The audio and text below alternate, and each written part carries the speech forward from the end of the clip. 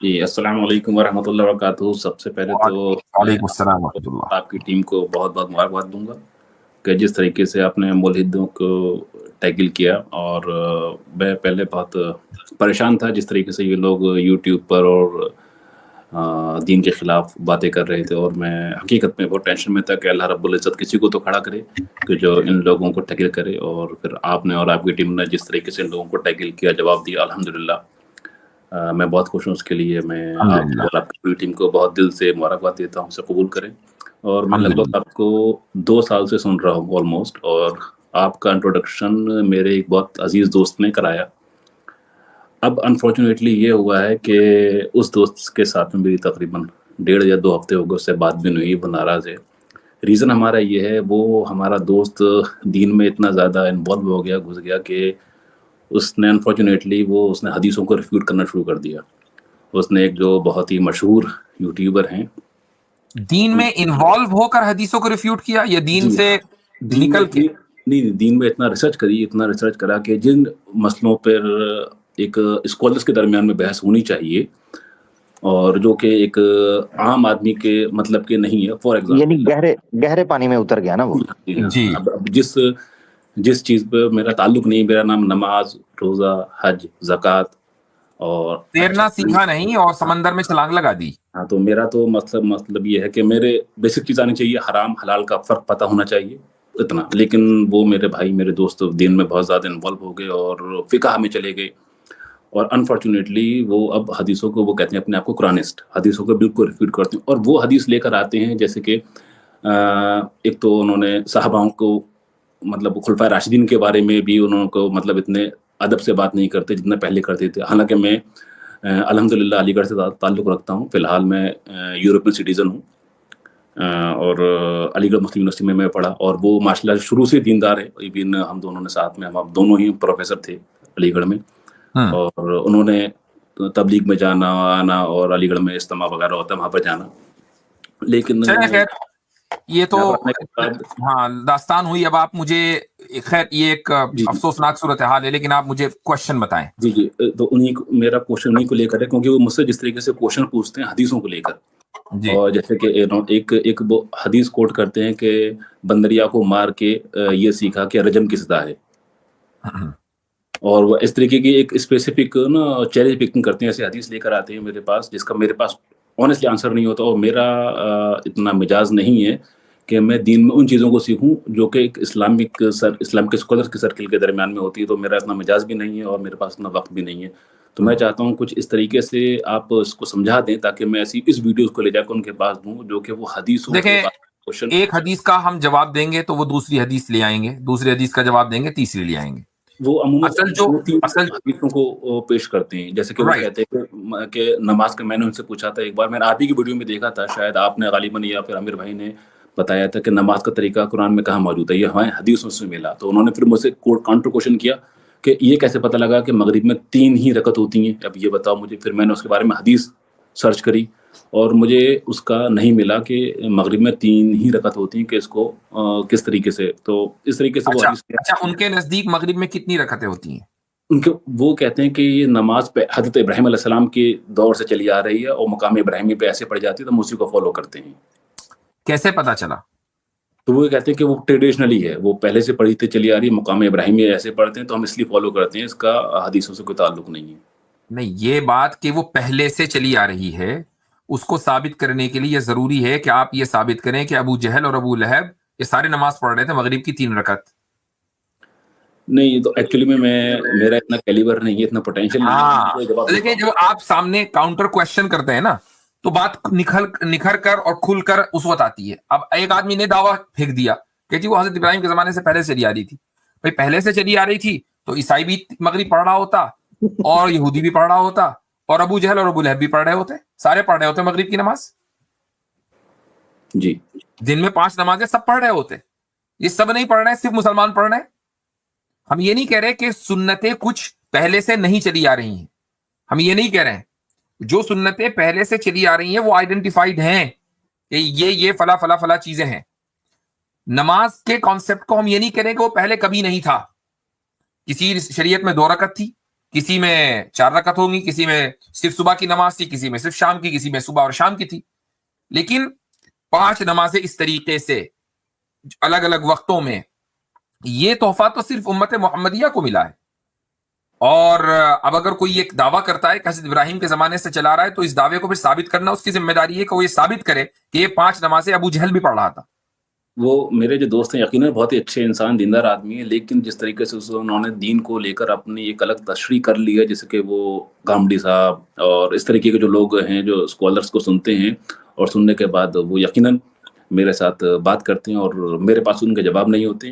میرا یہ تو میں وہی کہنا چاہ رہا تھا کہ ہم جب اسپیسیفک حدیث کے اوپر بات کرتے ہیں نا کہ جی یہ حدیث، تو اس کا آپ نے جواب دے دیا، وہ بندہ ہو سکتا ہے کہ جواب قبول کرے نہ کرے، دونوں ہی پاسبلٹیز ہیں. بات یہ نہیں ہے، بات اصل یہ ہے کہ ہم یہ دیکھیں کہ روٹ کاز کیا ہے، کہ وہ حدیث کو یہ کہتے ہیں کہ حدیث جو ہے وہ سورس آف لیجسلیشن نہیں ہے یا اتھارٹی نہیں ہے. ٹھیک ہے، اتھارٹی نہیں ہے. اب اگر قرآن کریم یہ کہہ رہا ہے کہ حدیث یعنی، اور حدیث کیا ہے؟ قرآن کی تشریح ہے، اس کی ایکسپلینیشن ہے، وہ بھی اتھارٹی ہے، اس کی اتھارٹی کو قرآن اسٹیبلش کر رہا ہے، تو پھر ماننا پڑے گا. اور اگر نہیں کر رہا ہے تو نہیں ماننا پڑے گا. سیدھی بات ہے. 2-4 کی طرح ایک آدمی اگر اپنے آپ کو یہ کہہ رہا ہے میں قرآن کو مانتا ہوں، تو قرآن سے ثابت کریں گے. اب مجھے ایک بات یہ آپ بتائیں کہ اگر مان لیں رسول اکرم صلی اللہ علیہ وسلم کا کہا یا کیا اس کی کوئی حیثیت نہیں ہے، ٹھیک ہے، وہ جو بس پہلے سے چلا رہا تھا بس وہی ہے، باقی انہوں نے نہ کچھ کہا، انہوں نے تو لا کر قرآن آپ کو دے دیا، تو کیا ان کی حیثیت وہی نہیں ہوئی جو آپ کے پوسٹ مین کی ہوتی ہے، جو لا کے آپ کو کارڈ ڈیلیور کر دیتا ہے؟ اگر ان کی حیثیت الیاذ باللہ وہی ہوتی جو ایک پوسٹ مین کی ہے حیثیت، تو پھر قرآن میں اللہ تعالیٰ یہ کیوں کہتا کہ قل اطیعوا اللہ واطیعوا الرسول، کہ اللہ کی اطاعت کرو، رسول کی اطاعت کرو؟ کیا جب پوسٹ مین آپ کے پاس ڈاک لے کر آتا ہے تو کیا پوسٹ مین کی بھی کچھ آؤ بھگت ہوتی ہے؟ کچھ بھی نہیں ہوتی. اور آپ کو دے کے چلا گیا، اس کو یہ بھی نہیں پتا کہ اس میں لکھا کیا ہے، اور نہ یہ کہا جاتا ہے کہ بھئی اس پوسٹ مین کی بھی تم کو بھی فالو کرو. ایسا کچھ نہیں. اس کا اس ڈاک میں کیا ہے اس سے کوئی لینا دینا نہیں ہے. اللہ کہہ رہا ہے کہ رسول کی اطاعت کرو، تو کیسے کریں جب رسول نے کچھ دیا ہی نہیں؟ ایک ایگزامپل لیتے ہیں، جیسے کہ وہ یہ کہتے ہیں کہ جو رجم کی سزا ہے یہ نافذ کیسے ہوئی، کہ کسی نے دیکھا، ایک میرے خیال سے میں دوبارہ کہہ رہا ہوں کہ رجم کی سزا پر کسی کو اعتراض ہے، جی تو صرف رجم کی سزا پر اعتراض ہے تو اس کو تو جواب دیا جا سکتا ہے. ایک آدمی یہ کہہ رہا ہے میں حدیث کو نہیں مانتا، تو ہم اس پر بات کریں گے کہ حدیث کو کیوں نہیں مانتے جبکہ قرآن کو مانتے ہو. پھر ہم رجم کی سزا کو سائڈ میں رکھیں گے، وہ ایک سبجیکٹو چیز ہے.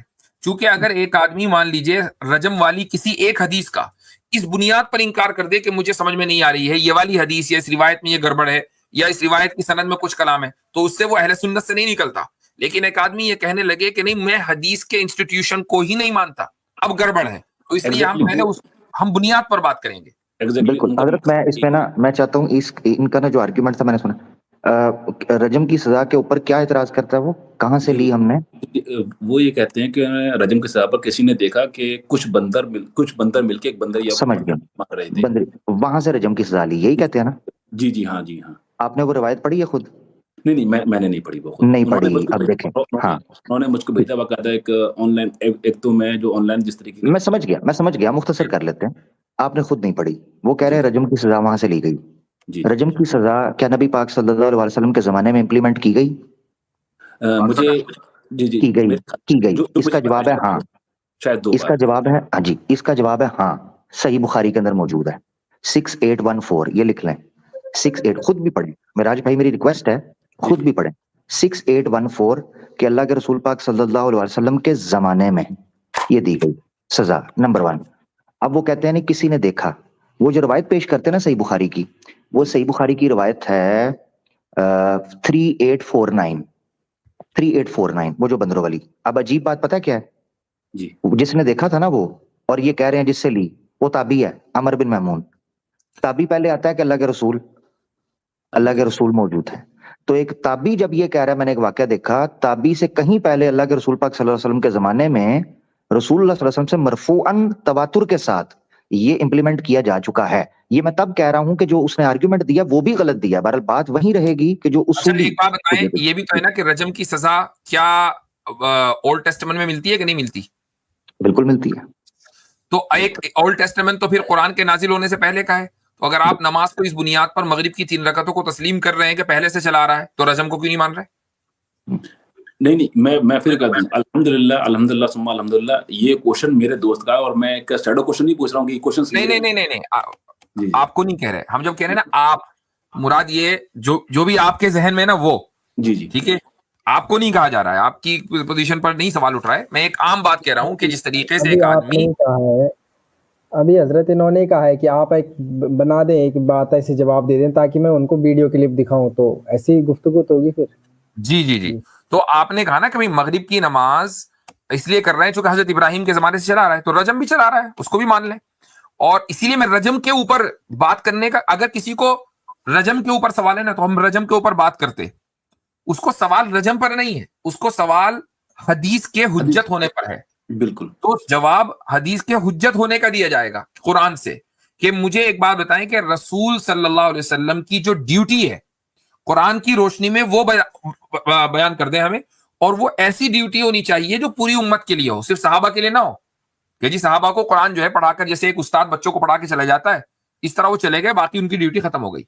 مجھے وہ بتائیں قرآن کی روشنی میں, اگر وہ اللہ کے رسول ہیں اور صرف صحابہ کے لیے نہیں ہے, پوری انسانیت کے لیے ہے, تو امت مسلمہ کے لیے ان کا جو آج کنٹریبیوشن ہے وہ مجھے بتائیں قرآن کی روشنی میں. بالکل صحیح, بالکل آپ جو بات کر رہے ہیں بالکل صحیح ہے. ایکچولی اس کے اوپر اگر آپ اس طریقے سے اور میں دیکھ رہا ہوں بہت سے لوگ جو حدیثوں کو نہیں مان رہے ہیں, اور ایک بار عامر بھائی نے ایک بات کہی تھی کہ حدیثوں کو نہ ماننا ایتھیزم کی طرف پہلا قدم ہے, یا عامر بھائی نے ایک بار ایک اسٹریم میں یہ بات کہی تھی, اور بالکل ایسے جی. اور اس طریقے سے اگر آپ کوئی ویڈیو بنا کے ڈال دیں جس پہ کہ اس طریقے سے سوال کھڑے ہوتے ہیں حدیثوں کے اوپر, تو یہ میرے خیال سے یقیناً بہت اچھا رہے گا, اور میں بڑا فکر مند ہوں ان کے لیے. جی میں نے 2 سٹریمز کی ہیں, اگر آپ ان کی طرف توجہ ان کی دلائیں تو اس میں نے بیسک جو مقدمہ ہے وہ رکھا ہے اس چیز کے اوپر کہ حجیت حدیث کیسے قائم ہوتی ہے. 5 ایسے اشارے قرآن سے دیے ہیں جو اشارہ کرتے ہیں کہ خارج میں وہی موجود ہے, اندر اشارہ ہے مگر اس کی ڈیٹیل نہیں. اچھا اس بیس کے اوپر اگر لے کر چلیں گے تو پھر سمجھ آئے گا بیسک مقدمہ کہ انکار حدیث کیسے الحاد کی طرف لے کر جاتا ہے. باقی جو حدیثوں کے اوپر مختلف اعتراضات آتے جاتے ہیں وہ جیسے جیسے سوال حضرت کی سٹریم میں یا کسی سٹریم میں آتے ہیں ان کو ہم ڈیل کرتے جاتے ہیں, جو آتے جائیں گے ان کو کریں گے. تو یہ میری گزارش ہے. باقی مغرب کی نماز کے والے سے بہت سال پہلے حضرت منکر حدیث کے ساتھ ایک دفعہ بات ہوئی, تو وہ کہتا ہے کہ میں حجیت حدیث کا قائل ہو جاؤں گا اگر نماز کا طریقہ ڈیٹیل کے ساتھ آپ احادیث کے اندر بیان کر دیں. تو میں نے اس کو کہا کہ سکیٹرڈ احادیث کے اندر یا ایک حدیث کے اندر, اس نے کہا سکیٹرڈ حدیث کے اندر ہی آپ رکھتے ہیں. تو میں نے پھر شروع سے لے کے اذان, اقامت اور نماز کا طریقہ اور پھر ایک ایک نماز کی رکعتیں رکھیں. جب میں نے اس کے سامنے رکھیں تو اس کے بعد سے وہ بندہ مجھے نظر نہیں آیا, اس کے بعد وہ بندہ غائب ہو گیا. تو مقصد کہنے کا یہ مل جائیں گی, حدیثیں موجود ہیں صحیح. اپنا مغرب کی 3 رکعت کی اگر آپ نے اس طرح توجہ کرنی ہے, صفت صلاۃ النبی ناصر الدین البانی صاحب نے, آپ کو لاکھ اختلاف ہوں مگر یہ ہے کہ جو نماز کی رکعتیں ہیں اس کے اوپر انہوں نے ایک ایک چیز کے اوپر روایتیں ذکر کی ہیں, مینشن کی انہیں, وہ آپ دیکھ سکتے ہیں. اور ایک چیز اور, جس طریقے سے ہم حدیث پڑھتے ہیں جو اصول حدیث کیا ہے یا حدیثوں کو پڑھنے کا صحیح طریقہ کیا ہے, کیونکہ اب حدیث لے لی, گوگل ٹرانسلیٹ کر لیا اس کو, یا ہم نے ایسے ہی پڑھ لی, وہ مجھے پتا نہیں, کیونکہ ہر چیز کو پڑھنے کا ایک صحیح طریقہ. بالکل ایسا ہی ہے نا, جیسے ابھی شروع میں بات آئی کہ آپ نے یہ نہیں دیکھا کہ پانی کی گہرائی کتنی ہے, جمپ لگا دی تو پھر یہی حشر ہوتا ہے کہ آدمی ڈوبتا ہے. لیکن اگر آپ کو اصول حدیث پتا ہے, یعنی ایک حدیث پوری ایک اس کا انسٹیٹیوشن ہے اور اس کو پڑھنے کے کچھ ٹولز ہیں, وہ ٹولز جب تک آپ کو نہیں آئیں گے تو آپ کو حدیث سمجھ میں آنے والی نہیں ہے. اور جو سب سے خطرناک چیز ہے وہ یہ کہ آپ نے حدیث کو سمجھنے کے لیے اپنی ہاف بیکڈ عقل کا استعمال کیا کہ یہ جو میری عقل میں نہیں آ رہی ہے لہٰذا حدیث غلط ہے, اور اگر آ رہی ہے تو حدیث ٹھیک ہے. یہ جو آپ نے اپنے آپ کو آپ یہ کہہ رہے ہیں کہ حدیث حجت نہیں ہے, میں حجت ہوں, آپ نے اپنے آپ کو تو حجت مان لیا اور حجیت حدیث کا انکار کر دیا. اس سے بڑھ کر اور کیا ناانصافی ہوگی. جی اسی لیے میں کہتا ہوں کہ اگر آپ کو انگلش آتی ہے تو اس کا مطلب یہ نہیں ہے کہ آپ میڈیکل سائنس کی کوئی بک اٹھا کے اسے پڑھ لیں, انگلش کو سمجھ میں آ جائے, وہ آپ کو سمجھ میں نہیں آئے گی. آپ نے ٹھیک ہے آپ نے حدیث پڑھ لی انگلش, پلین انگلش میں, اور لیکن اس حدیث کا پراپر کانٹیکسٹ کیا ہے, آپ اس کو سمجھ میں آئی, کس طریقے سے کس رابطے میں کہی گئی, کس زاویے سے کہی گئی ہے, اور اس کا اس وقت کہنے کا طریقہ کیا ہے, تو وہ اس کے لیے تو چلیں ٹھیک ہے. بہت بہت شکریہ, بہت شکریہ, جزاکم اللہ خیرن. اچھا بھائی آج کے لیے اتنا ہی. یار یوہان اچھا نہیں لگ رہا, لیکن اگلی مرتبہ تو میں پہلے لوں گا میں انشاءاللہ, ٹھیک ہے. तो मैं एक बात कहना चाह रहा था कमेंट के ताल्लुक से मैं जी। एक पॉइंट ऐड करना चाह रहा था कि हाँ। असल जो इनकी तरफ से जो इश्काल ये आता है ना, वो ये आता है कि नबी करीम सल्लल्लाहु अलैहि वसल्लम के ऊपर जो कुरान नाजिल हुआ है, इसके अलावा कुछ और नाजिल नहीं हुआ, क्योंकि इसके अलावा जो आप वसल्लम को बताया जाता है उसी को हम हुज्जत मानते हैं कि वो वही हदीस है और आप वसल्लम की सुन्नत मुबारक हमें वहीं से मिलेगी। तो इसके ऊपर सूरह अहज़ाब की जो आयत है जहाँ पे हज़रत ज़ैनब का जो निकाह की बात हुई आप वसल्लम से, तो वहाँ पे अल्लाह ताला ने जो अल्फाज इस्तेमाल किए हैं कि ज़व्वजनकहा, कि हमने तुम्हारा उससे निकाह करा दिया। तो ये निकाह कोई साबित कर दे कुरान से, जहर का प्याला पी लेगा साबित नहीं कर सकता जब तक आप अहादीस या रिवायात की तरफ ना जाएंगे। तो राइट, कुरान से भी इनडायरेक्टली एक इशारा मिल रहा है कि नबी करीम सल्लल्लाहु अलैहि वसल्लम पे कुरान के अलावा भी कुछ नाजिल हुआ करता था, ये कम्युनिकेशन होती थी अल्लाह ताला उनके दरमियान। बस ये ऐड करना चाहता सही। हूँ आपको। गुड।